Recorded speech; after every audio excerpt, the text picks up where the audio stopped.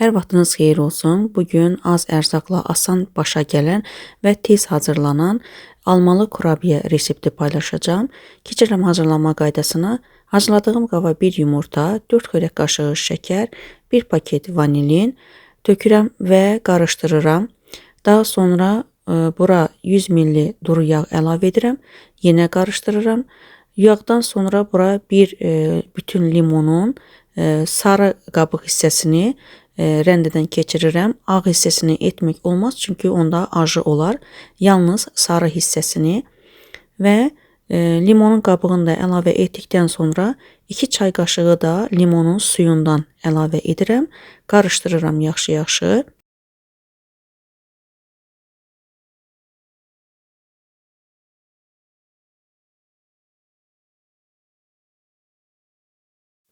Ərzaqları yaxşı-yaxşı qarışdırdıqdan sonra bura 300 qram kəsmik əlavə edirəm. Kəsmik faizindən asılı olmayaraq, sulu və ya quru olmasından asılı olmayaraq müxtəlif kəsmikləri əlavə edə bilərsiniz. Sadəcə çəngəl vasitəsilə bu şəkildə xırda olan şəkilə qədər əzmək lazımdır. Çay qaşığının ucunda duz əlavə edirəm. Daha sonra əvvəlcə 200 qram un, sonra bir qabartma tozu, bir paket və çay qaşığının ucunda və ya yarım çay qaşığı soda əlavə edirəm. Sonra yenidən 200 qram un əlavə edirəm və yaxşı-yaxşı qarışdırıram. Xəmir halına gələnə qədər, toparlanana qədər. Daha sonra mən bura 2 ədəd almanı doğrayıram. Qabığını soyaraq çox kiçik kubiklər formasında doğrayıram və əlavə edəcəm xəmirə.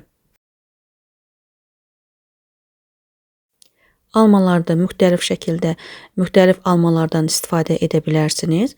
Gördüyünüz kimi xırda şəkildə doğramışam almaları və xəmirə əlavə etdikdən sonra çalışıram ki, almalarla xəmir bir-birinə birləşsin. Ələ yapışan yumşaq bir xəmir alınmalıdır.